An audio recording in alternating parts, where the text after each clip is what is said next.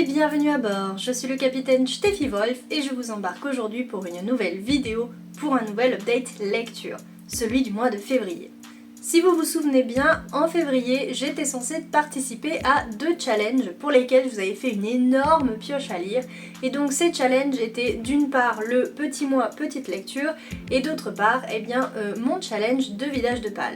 Enfin celui auquel je participe et qui dure toute l'année.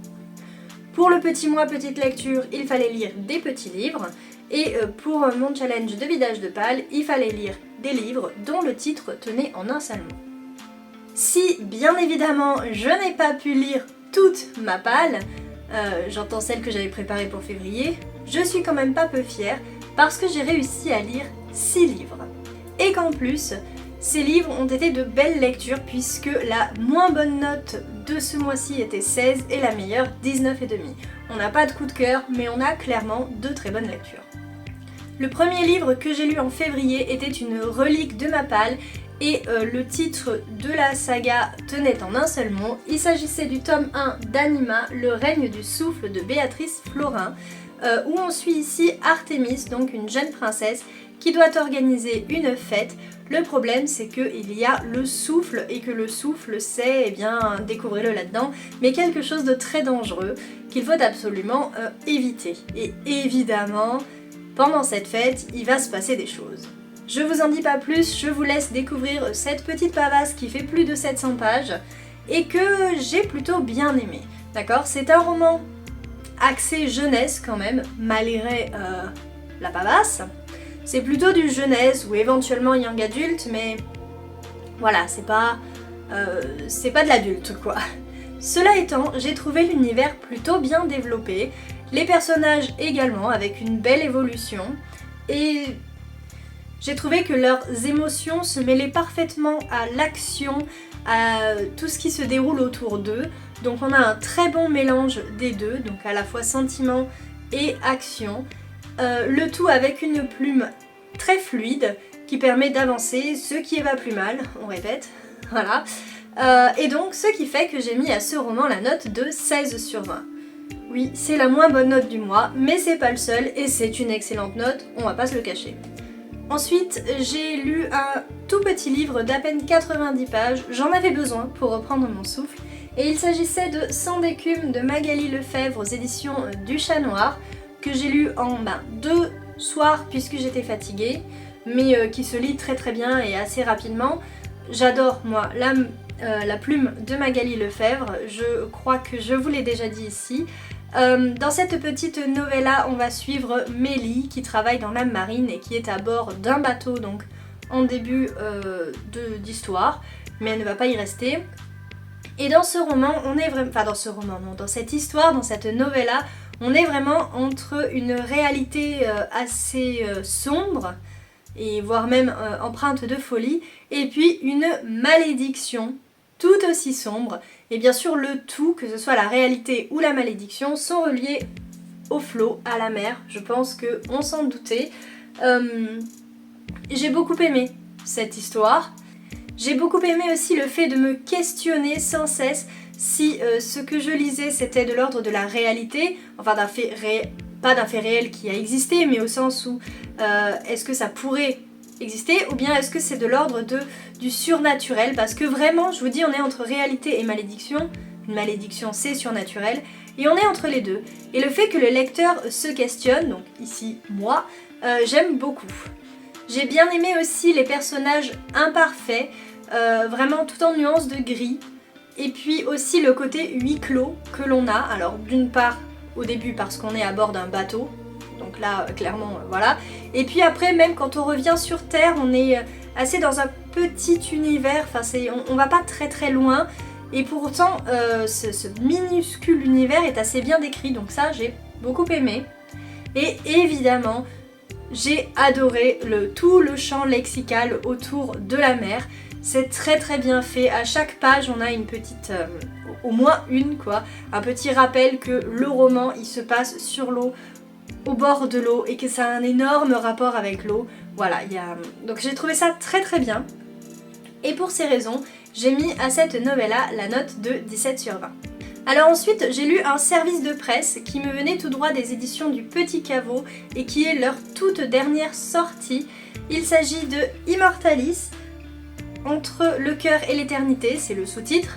Mais on voit bien que le titre tient en un mot, donc il allait parfaitement sur ce mois de février. Donc de Nadège Fillon. Et il allait aussi parfaitement dans ce mois de février, puisqu'on a ici une sorte d'histoire d'amour un peu à la Roméo et Juliette. Alors comme d'habitude chez le Petit Caveau, on est avec des vampires, ou en tout cas comme 95% de leurs romans. Et donc ici on a une Juliette qui se prénomme Olivia et qui est une humaine, et on a un Joshua qui est un vampire, et donc il serait le Roméo du coup, et qui vit de l'autre côté du mur. Parce que oui, petite chose que j'ai beaucoup aimé, c'est qu'ils vivent dans une ville qui a été coupée en deux par un mur. Alors moi, prof d'allemand, j'ai tout de suite pensé au mur de Berlin, évidemment, avec un côté qui déteste l'autre, où il faut pas aller de l'autre côté, où c'est dangereux, mais où on a envie, etc. Bon, pas pour les mêmes raisons, hein, évidemment, mais moi, clairement, ça me l'a rappelé, donc évidemment, j'ai aimé ce côté-là. J'ai aimé aussi ce côté Roméo et Juliette, de ces deux personnages qui se connaissaient d'avant, en fait, parce qu'avant, ce mur n'existait pas. Avant, ces deux personnages étaient voisins, ils étaient les meilleurs amis du monde, ils étaient un petit peu même comme un frère et une sœur. Donc voilà, jusqu'au jour où on a découvert que la famille de Joshua était une famille de vampires et où on a décidé que les vampires iraient d'un côté de la ville et les humains resteraient du leur et qu'on mettrait un mur pour les protéger. J'ai trouvé la revisite du mythe du vampire très très intéressante, très innovante, j'ai envie de dire, très dans ce qui se fait maintenant, enfin pas dans ce qui se fait maintenant au niveau du vampire, mais je peux pas vous le dire sans vous spoiler, et je veux pas vous spoiler parce que j'ai adoré découvrir cette revisite, mais c'est un petit peu dans la mouvance du moment, de comment on vit aujourd'hui, etc. Et vraiment j'ai adoré cet angle pour la revisite du mythe du vampire. Et puis ce que j'ai bien aimé aussi, c'est qu'il y a pas mal de références à la pop culture, alors bien évidemment surtout à celles qui concernent les vampires, à des petites séries, etc., des clins d'œil que j'ai beaucoup aimé et qui font que j'ai mis à ce roman la note de 17 sur 20 également. Ensuite, dans le cadre du petit mois petite lecture, j'ai lu le tome 7 de l'Éden des sorcières de Yumeji, qui, je le croyais au début, était censé être la fin de cette saga de manga que j'adore. Pour rappel, on suit ici Pili, une petite sorcière, qui vit dans un monde où les sorcières vivent recluses. Elles sont les seules à pouvoir parler aux plantes, plus ou moins, et à vivre avec les plantes, quand tout le reste du monde a été déserté par les plantes, la faune et la flore.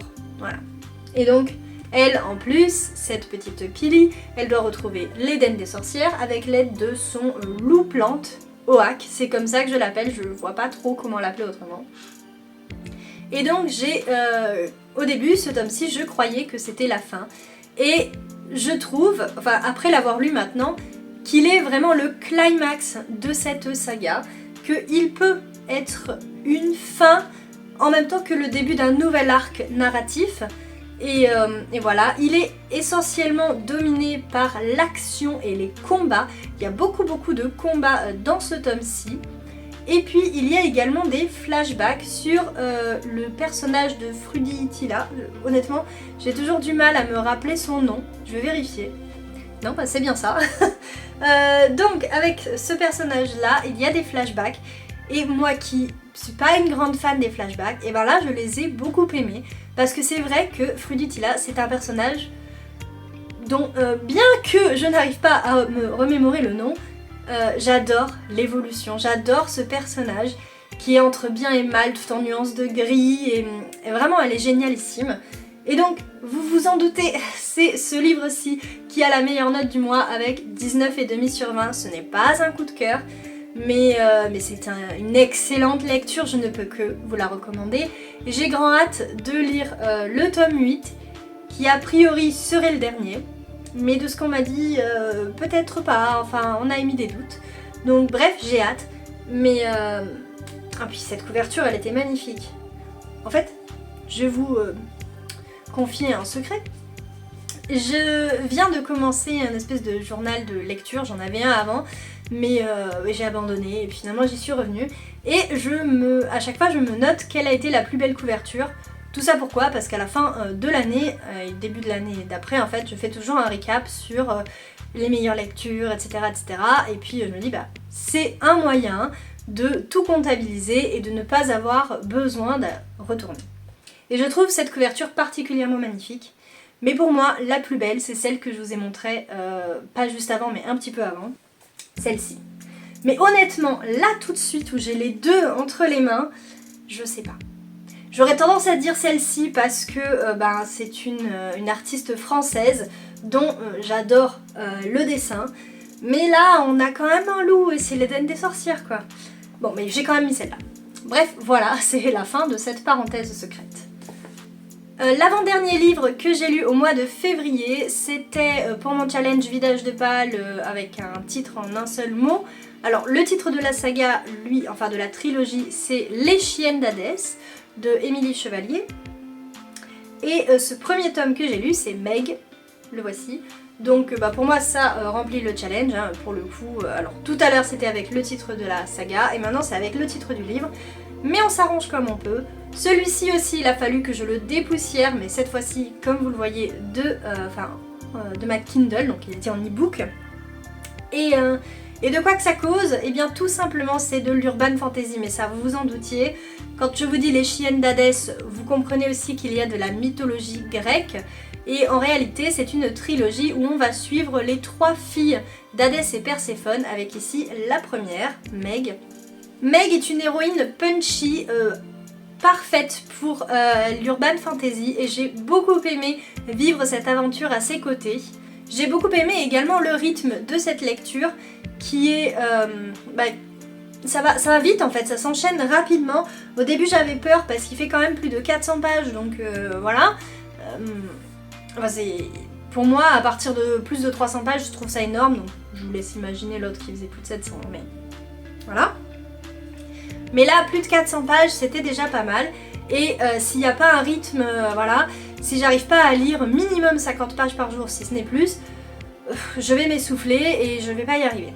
Et bah là, c'est pas le cas du tout, parce que l'écriture est fluide, il se passe plein de trucs, et en plus, tous les chapitres sont séparés par des intermèdes. Alors une fois c'est un retour dans le passé, une fois c'est un autre personnage, mais bref, ça aussi, ça apporte du rythme, et c'est très appréciable, je trouve.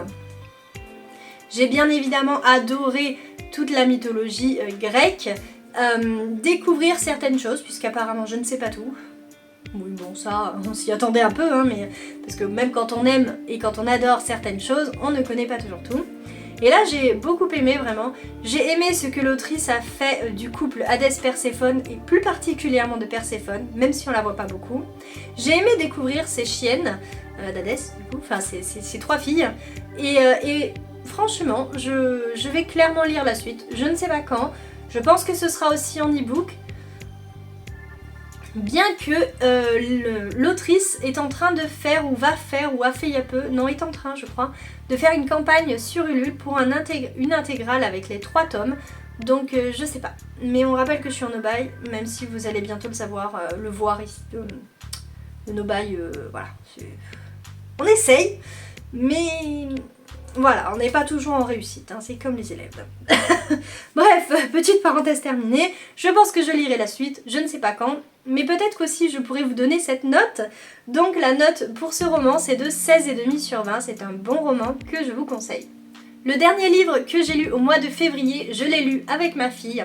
Il s'agissait du tome 2 de Brume, La forêt des âmes perdues, de Jérôme Pellissier et Karine Hinder aux éditions Glénat. Et donc comme d'habitude, on est avec notre petite Brume, son cochon et son meilleur ami. On a une bande dessinée très très automnale. Voilà, désolée s'il y a eu du spoil. On a un petit personnage en plus qui apporte à la fois de la fraîcheur mais également du mystère. Alors du mystère, personnellement je m'attendais à ce qu'il allait nous apporter, mais ma fille pas du tout, donc ça dépend je pense de l'âge et de l'expérience de lecture. Et donc on en arrive au point dont je voulais vous parler.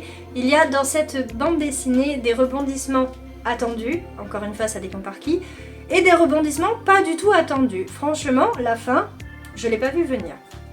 Donc voilà, et puis même un petit twist aussi à propos de Brume que je n'ai pas vu venir. Donc je suis assez contente et je dois vous avouer un truc encore, c'est la vidéo des aveux. Aujourd'hui même, nous avons acheté le tome 3, donc le tome 3 sera lu, je viendrai vous en parler ici, je sais pas trop quand, mais voilà. Sachant que je lis avec ma fille, donc il faut que je trouve un moment pour le lire avec elle. Et voilà, et ensuite vous aurez mon avis sur le tome 3.